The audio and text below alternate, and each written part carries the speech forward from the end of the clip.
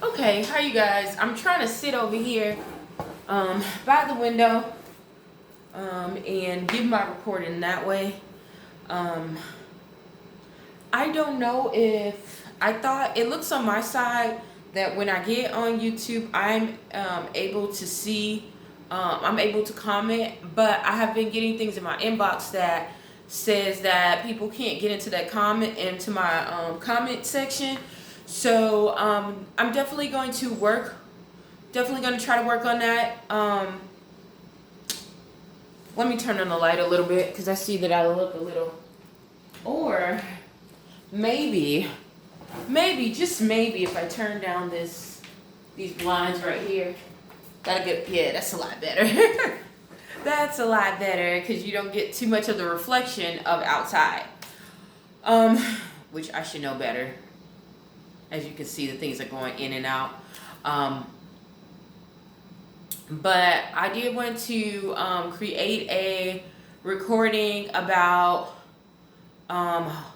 what is going on, some of the things that I am doing today other than what I put on yesterday. I said I'm going to get a little bit more consistent and direct as far as making a video, even if it's just to say hi, just to get myself back into the routine. I have been feeling so much pressure. I'm not going to say that it's a bad pressure. Nonetheless, it's pressure. And because of that, if I don't take advantage of the opportunities that I have, which comes with pressure, when you have opportunities and things that you're breaking things spiritually and physically, you're doing something different, it's gonna take a little bit more. So that's where I'm feeling that pressure from. One of the things I had to stop doing, which I love to be around people that I really care for, and then we have things in common. Although most people think that I'm extroverted, once they get to know me, they'll see that I am very private. I really do need to recharge. I'm not introverted, but I am an ambivert. So that makes a difference. But on that, okay, I don't think I'm going to, I don't know what they're saying. Hopefully, I should have put my phone on do not disturb when I record, because it seems like every time I record, somebody wants to call, text, do something that is so unnecessary. So give me 1 second. You know what? That's right. Give me 1 second. I'm going to try to do it right now. So take that off. And I'm going to, boom, do not disturb. Oh, perfect. Okay, you guys. Sorry about that. So back to what I was saying. Yes, I've had a lot of pressure. I've had a lot of extreme deadlines. A lot of fruitation to come about, and to whom much is given, much is required. So some of the things that I put into motion that, God allowed me to put into motion and to keep doing things that I wasn't getting paid for, I'm now getting paid for to do. So now there are other deadlines, even though I like to do it, I had deadlines before. It's another kind of weight on that.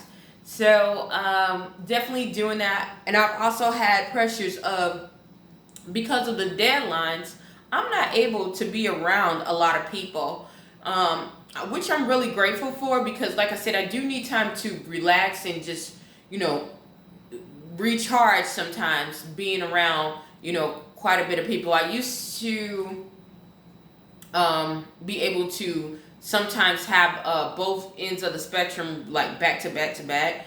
But I'm learning as I get older and you're doing more, sometimes you do have to be reclusive. You have to be very secluded in order to elevate and to recharge.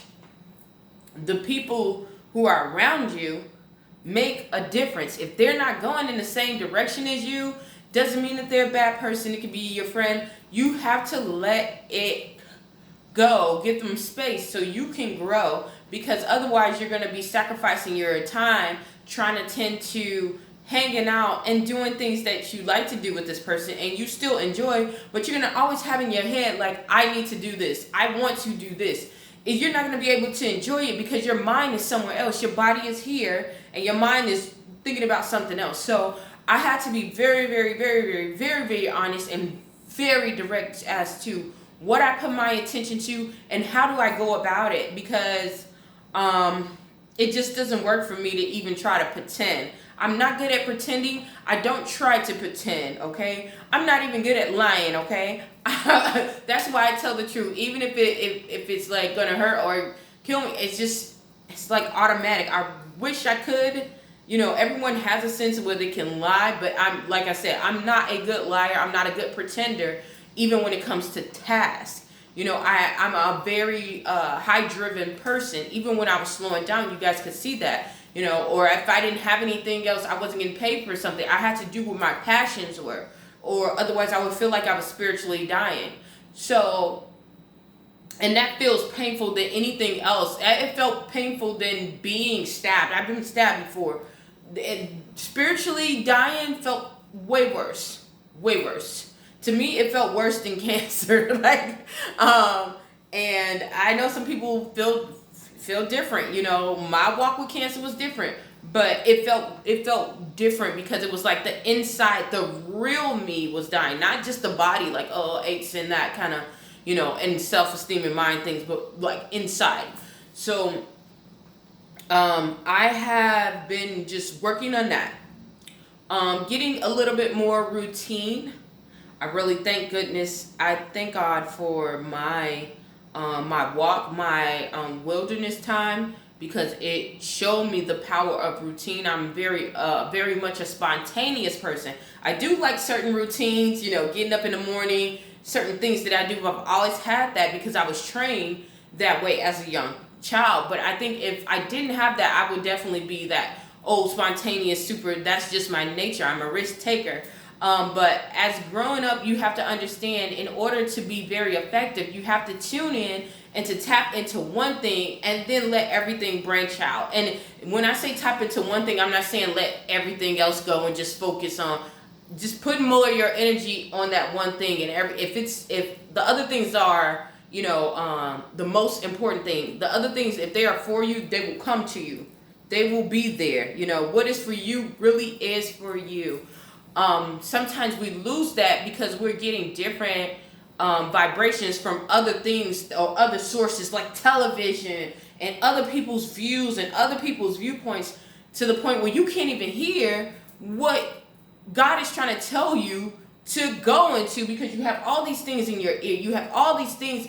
We are living in the age of technology, and it's just like everything is just talking, everything is moving, and sometimes you have to get silent and understand what the main purpose is. Get direct. When I say stand on go and focus on one thing, that means getting direct. You're getting direct because you have a purpose in mind. So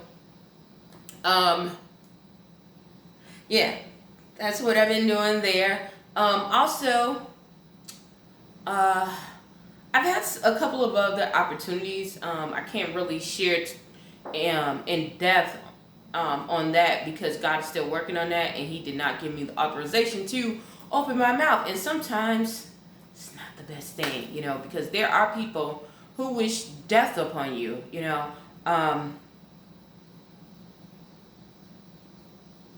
Yeah, there are people who wish ill on you. And it's yeah, I'm not even going to get into the detail with that. So those are the things that I have been dealing with. I also haven't been able to talk to my mother. So Wednesday, I am going to make an attempt to call her, because they're talking about relocating her to a senior facility, in a senior portion in the building, in the same facility. So instead of her being the mental ward of the mental hospital, she will be in the senior edition of that facility, which means that they're no longer consider her that way. She's going into a not for mental, like as far as the schizophrenia, they're going more of a way of helping her with dementia, because they're saying that's more of a focus that's making her get off her baseline. Or when they say baseline, that means the bottom line, how they're acting, is it suitable for or conducive from where their objective goal of how they're someone who has mental illness to react, to be functionable, to be released. That's the same thing with a correctional facility. You have a baseline. You want someone to be able to function in society, but in a correctional facility, it's a little bit less stringent, because most of those people, even though most of those people do have mental illness, there is so much population, they're not dealing with that. The focus is to serve your time and to, get out. But if they feel like you're not able to be suitable, to do it, when that over, because a lot of those people, get out and they're at that, it looks like they're at that baseline, but they're, they just fit the minimum requirements to get out, as far as mental. But if it's over, even if they serve their time, they will not release them. They will put them in another facility, such as a mental facility. They'll put, if they're older and they're dealing with, more things that deals with senior care after middle-aged care, they'll put them in that facility. So that's the same thing that they're doing with my mother. Also, there is a picnic. I'm going to show you guys of the picnic that they have, that we have here for the National Alliance of Mental Illness. So you guys can see it that way. I don't know if I can show the one that was from Oregon. They really had a good little setup, so I really like that. I don't know if I'm gonna be able to go to that one, but I do like that. It's a little bit different when you go into larger cities who have it versus the smaller cities. Not to say one is better than the other, because I've seen both sides, and some of the smaller cities do have a gift, they can make a niche in it, whereas others, larger cities, they have more, usually have more funding, where they're able to do some more. So yeah, it just depends, but I'm going to try to show that. What else did I talk about? I already talked about how much I am not an extrovert, y'all. Okay, that's another thing that I was going to talk about. I'm so sorry. Okay, so maybe I should have no, I don't want to have anything scripted on here. I want everything to be real time, but I might have to write down some things to have pinpoints sometimes, so I can get a little bit more straight to the point, because sometimes I forget, because I have so many things on my head, and I don't want to put everything in one video. So I was looking at personality types and how my personality type changed from when I was in college to now. I was always labeled as an extroverted person, and how the 16 personality types and blah blah this, and there were I knew that was wrong, because some of the answers that would get on there, most people would just, or my teachers would answer them for me, because I am a person, not to say that I'm indecisive, I just think things go different ways. I am definitely a thinker, but I'm intuitive. I'm not like I'm just gonna observe and just, theory kind of thing, theory kind of person. I'm very intuitive, and I try to put things in place. So me being, introverted in that whole thing, and being labeled as an empath, was very, in my adult life, it was very relieving, because I always felt like I did not fit in based off of what people told me. Like, okay, well, you're an Aries, and I told you guys about astrology and everything, and how I used to be into that, and now I'm not. But I'm telling you guys this just for informational purposes, and to tell you why I felt like, how this thing plays in the part in this story. So, how people say, oh yeah, what's your sign? And these signs are introverted, these signs are extroverted, these signs do these people do this, and it's like, okay, I understand I do have some traits of that, but some of them for me are the total opposite, Being extroverted and always being around people sometimes drains me. Sometimes it energizes me. I don't like small conversations. I try to, have, hey, how you doing? That kind of thing. That kind of formation doesn't mean that I'm me, but I can do without it.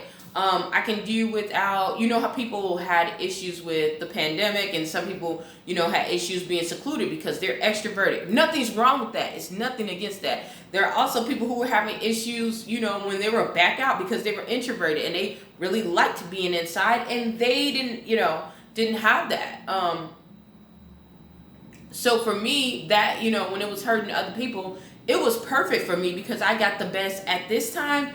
It's like I'm getting the best of both worlds because I get to relax and regroup and formulate and construct and get creative and, let my creativity flow, and be in tunnel vision while also getting that opportunity to go out and venture, but not to the point where it's totally draining me. When I'm going out, it's definitely for something. It has to have a meaningful purpose. I'm a person that is very driven, and it goes for purpose. Like it goes for purpose, whether it's helping other people or helping myself. It has to do with some kind of purpose. I'm just not gonna get out there and just be like, hey, that kind of thing. It also helped me with my intuitive side, as far as being able to release and understand when things are not feeling right for me, and being okay with stepping back when people are, not so kind, or you're feeling like there's some pushback.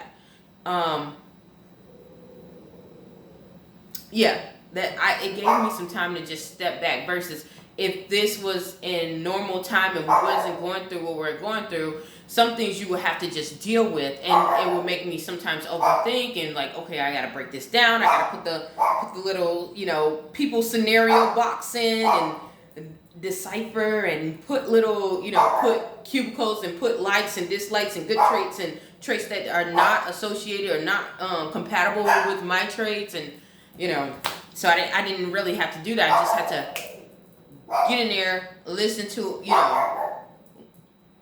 my intuition, boom, and be okay with that.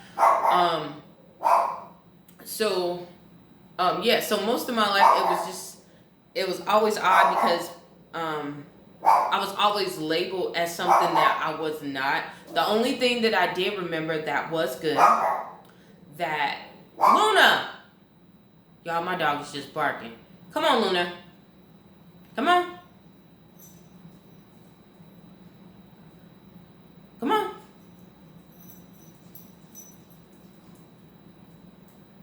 Come on.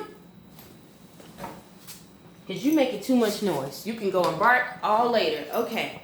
Luna has to stay here because she's going to bark her life away. So the only... Aw, you want a little huggy? Okay. All right.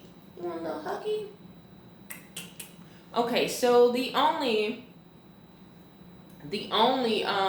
thing that I did remember that was true was a risk taker. I was always labeled as that, and I was like, what is that? What does that mean? And I also was labeled at risk. And I told you guys about what at risk means, and I didn't understand what at risk meant. They already have you statistically drawn down. These are the people who are going to do this, in their lifetime, and this is going to happen, and blah, blah, this, and the potential of them doing this, and the potential, a lot of strategic probabilities and, guesses and things like that. So, so having that whole skill set gave me a lot of assurance, and it gave me more assurance as far as what skills I was going into. What are my talents? What are my passions? I have a lot of talents, but my passions are not always aligned with the talents that not fully aligned with the talents that I have, So, all right, she's acting like a big baby, y'all. So I definitely had to I definitely had to acknowledge it, and I dealt with it, and it gave me more confirmation, as far as me being okay with not fitting in, and not not fitting a mold. I hate fitting the mold too. That was another thing that they talked about. People who are like empathic, and they're very into what they are, and as far as me being an advocate versus someone who has turbulence, who who are intuitive. It was like it made more sense. It made more sense to me. Um, so yeah, hopefully, if you guys have an opportunity, I definitely recommend that you definitely take that take that personality test, the Carl Jones personality test. They already have you do that when you go into college. They have you to do it when you go into high school. I know a lot of middle schools. When I was in middle school, I did take advanced classes from like fourth grade on up. Even when I went to different schools, it was just like boom. But they all did those tests on us, and it definitely makes a difference. It definitely, you can see some of the patterns and how to not only not adjust to society, but see where you fit in, and to see if some of the qualities, some of your strengths, and some of the weaknesses that you can work on in order to be a productive, a better person all around.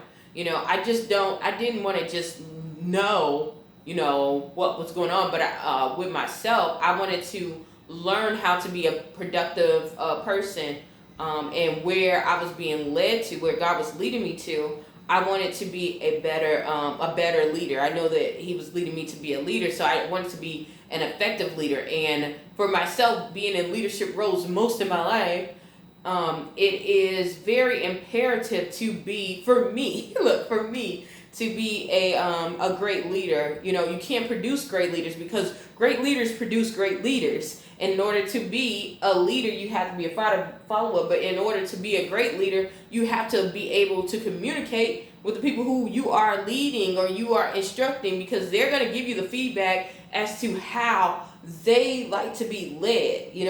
Everyone doesn't respond the same way. So for me, I would like to meet people where they are and deal with it that way, because I want the person that I am helping to become the best person that they can be, so that they can lead other people to comprehend and to get and to learn at their level. Because when they become a leader, they're not going to be, even though I'm training them, they're not going to be the same. They're not going to do things the same way that I do it. So you have to understand that, and it's a reason for that. God made us all different and all special. So you have to learn that, and you also, the way that you do this, if you do this right, you will learn so many other techniques on how to deal with people and how to deal with relationships in every aspect of your life. This has helped me so much when I went back to those books. People always talk about not going to college and not going, all you need is a little education. No, because it doesn't teach you everything, but if you learn some of those things and learn how to be around people who are already in those fields, then you have that you have it. But if you don't have that, which most people don't, yes, you do need to go and learn these things. You have to learn about how to be an effective communicator, how to be effective. If you're not an effective communicator, you can't be an effective leader. People are not going to take instruction from you if you're just all willy-nilly, you're all over, it's not going to happen that way. So I think that is about it. I said 12,000 y'all. I'm gonna get off of here because my doggy, she is not going to let me get done. Say hi, Lulu. She's looking a little scruffy. So I'm gonna get off of here so I can get myself together and keep it moving. Thank you guys so much for your time. Hopefully something I said or done will help you on your journey. Please stay tuned, the journey to Jerusalem, and thank you so very much. Bye.